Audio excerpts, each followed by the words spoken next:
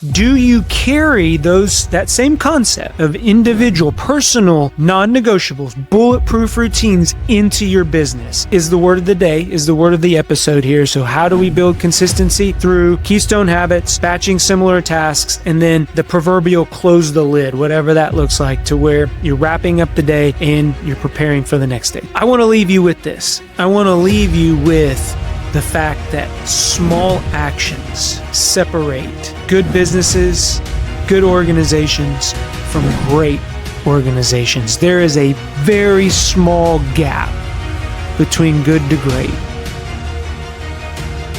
Hey everyone, John here. Welcome to today's episode. What if I told you that improving just 1% a day would make you 37% better over the entire year? Would you take me up on that offer? Probably. Do you struggle with being consistent?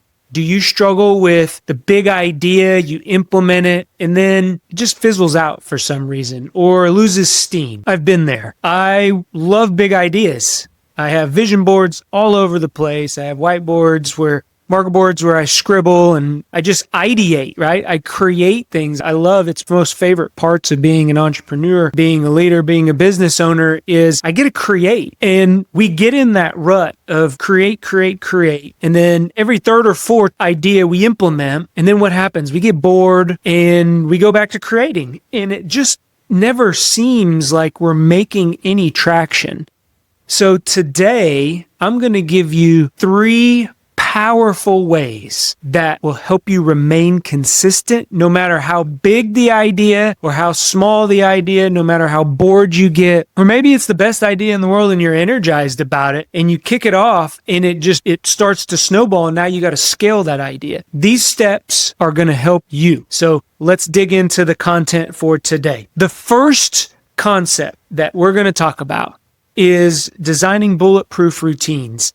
And this is something that, I've been working with small businesses, with organizations, with leaders for 20 plus years. And my background is in training. So a lot of this advice that I give you, it's practical advice, things that I've tried, things that I've seen, things that I walk into businesses, I walk into organizations, and they're like, John, we're doing this. And a lot of the times, that's not the problem. It's not the processes and the systems. It's not the people. It's just the consistency around our routines. And so with this one, when I say bulletproof routines, these are non-negotiables for you. Personally, you probably have non-negotiables. It may be, to work out. It may be some type of prayer. It may be some type of, spend time with my family. It may be, get in bed at a certain time. Those non-negotiables are no different than what we're going to talk about in your business and with your teams. Do you carry that same concept of individual, personal, non-negotiables, bulletproof routines into your business? So John, what the heck are you talking about here? And how do they help me? Why do I even care, right? Well, one, these routines will help you as a leader and a business owner reduce your decision fatigue. Because as we go about our day and we get into the grind of the day to day and maybe things are going well. And so it just seems like it's easy. And then when things start to decline or when energy starts to kind of lull, maybe in the summertime, or maybe it's just a slow time, what happens? We get out of that routine. It's just like if you were to work out, you're really gun-ho, and then about 2 weeks into that workout, what happens? Motivation goes away. So we have to build our routines around just little micro habits. So what we're going to talk about here are, things that we can automate, those high impact, high value tasks that we can look at automating to where they don't even feel like it's a lot of energy expended. It's just something that, again, like our non-negotiables, we do. We don't even think about. They become easier. Are they going to be tough at first? Yes, they are. But as you get into that routine, they become normal. And then pretty soon, it's like once you quit drinking regular Coke or regular Pepsi, what happens when you go back to drinking regular Pepsi and Coke? It's like sweet, like cloyingly too sweet to where you're like, oh, I can't even believe I even drank this. That's what I'm talking about here. So what are some things that we can do? What are the applications? Get out your journals. Again, I want you guys to have some practical tools. These things, they work when it comes to designing bulletproof routines. And I think I got a whiteboard, easel. I think I'm going to start charting that out. So make sure you're subscribed to the channel because I'm going to be putting some ideas up. Again, I want to create as I'm doing these podcasts because hopefully you'll like it. I'm having a great time. It's a way that I learn. It's a way that I like to teach. It's a way that I like to coach. So anyways, I happened to get my marker board in today and I haven't got it set up, but I'm going to do that. So what are these applications to create these bulletproof routines? One, keystone habits. I mean, the book, The Power of Habit, right, by Charles Duhigg talks about these keystone habits. I love that book. There's several books out there around habits. You got James Clear with Atomic Habits. One other book that not necessarily habits, but The Power of One More by Ed Mylett. I mean, those books talk about keystone habits that ground us. So what are your keystone habits? And they don't have to be something big. They can be something very small, but they're routines. They're bulletproof routines. When I use the word keystone habits, I'm talking about those things that you do no matter what, those non-negotiables. What do they look like in your business? Are they maybe every Monday that you have a 10-minute stand-up to kick the week off? Is it every Friday you recap the week? Is it when you come in the morning, you walk around and you tell everybody hello?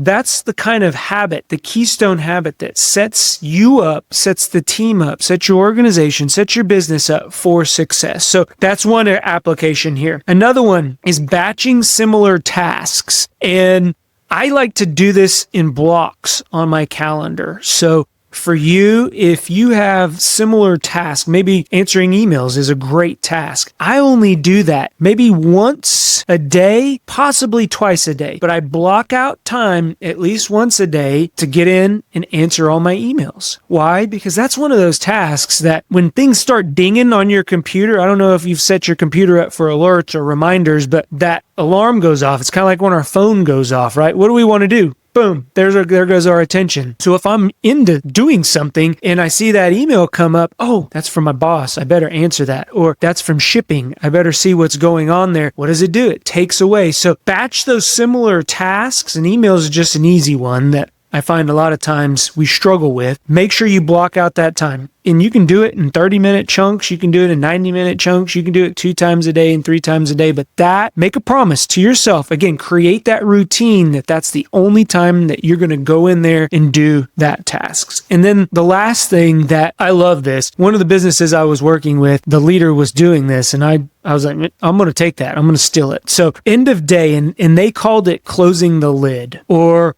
you can call it, wrapping up the day, whatever that looks like. But at the end of the day, set yourself up for success the next day. So that to-do list, if you have a to-do list, or maybe you were in the middle of a task and you're just writing notes. So in the morning, when you come in, you already have a plan for the day. I do this in the morning. I'll, identify, we're going to talk a little bit about identifying some tasks in the morning. So I do that personally, but this at work, because at the end of the day, when you go home, it allows us to physically or mentally close that lid. We leave work at work, we transition into our home life, or maybe you got a side business that you're running also, right? Or whatever that looks like, but it allows you to close one chapter, one system, transition into that next system. It's a great way to pick up where you started the next day, or the next time that you go back to that business. So, you're with that team. Those are ways that you can design bulletproof routines. So again, consistency is the word of the day, is the word of the episode here. So how do we build consistency? Through keystone habits, batching similar tasks, and then the proverbial close the lid, whatever that looks like, to where you're wrapping up the day and you're preparing for the next day. So great ways. The second principle that we're going to talk about as far as mastering the art of consistency is building accountability networks. And this one right here, accountability, again, is reactive. So when you hold yourself accountable, what that's doing is it's creating this follow through. So as we hold ourselves accountable to things within our business, whether that's spending X number of time on a certain, report to get that done, or spending one meeting a day with each individual employee,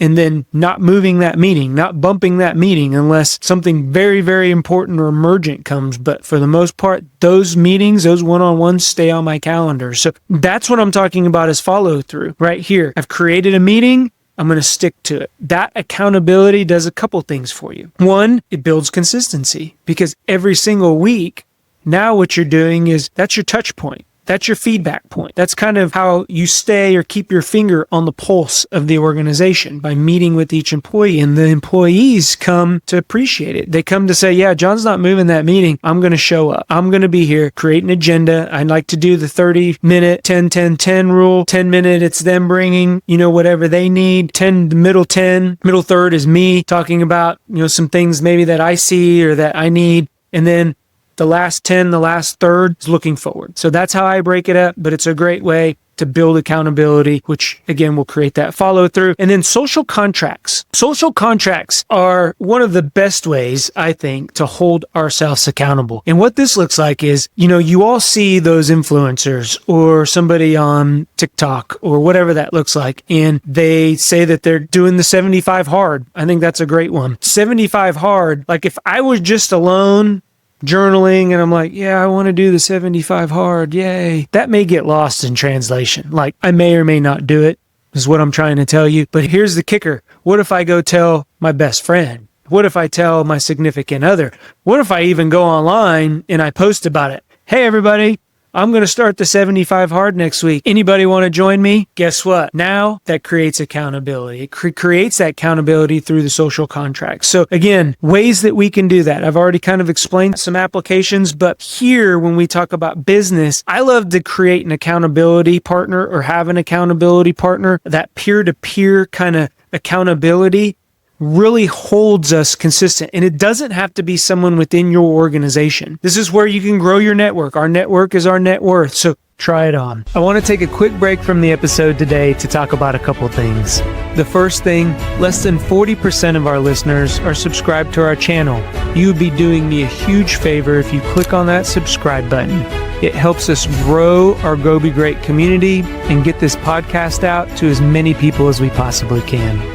The second thing, are you a small business owner that is drowning in the day-to-day operations? You're delegating tasks and you're still doing all the work. You're experiencing a high turnover.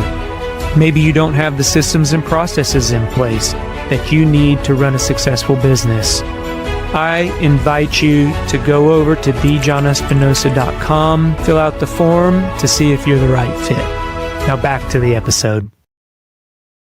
Go find somebody, maybe another small business owner. Maybe you're part of a chamber of commerce in your local area, or, you just follow somebody online and you reach out. You're in similar industries. You're at similar parts or phases or seasons of your business. Ask them, hey, I got this in mind. I have these goals. What do you think about holding each other accountable? You got to get to know them a little bit. It creates that bond. But what it does is you meet maybe once. I have my accountability partner and we meet once a month, and it's 60 minutes or so, 1 hour. And we go down the list of things that we were going to do the month. So we plan it out. It's part of my list and we talk about it. And there's some meetings that I'm like, I was overrun, with events. There are things within that happened this month, whether it's in my personal life or whether that's in my business life. And I just didn't get that done. So what the conversation normally looks like, okay, what got in the way? Is that still important to you? And what are the steps that you're going to get it done or prevent, from whatever got in the way from getting in the way again?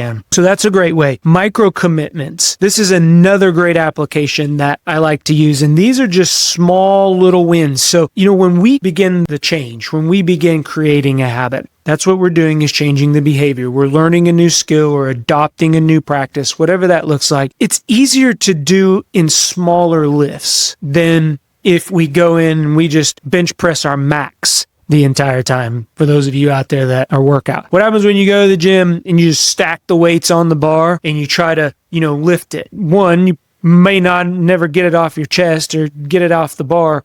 Two, you're probably after that going to be done. That's what happens when we create these habits, and then they're very big. And I'm not saying you shouldn't have big, grandiose kind of visions and goals and things like that, but in order to get there, start small. So maybe that 30-minute meeting that I talked about earlier, that one-on-one with, the team members, start with 10 minutes or 5 minutes even, and start there and then see how that grows. Okay? Because if you got a big team, you may not have 30 minutes every single week, or maybe do 30 minutes every other week.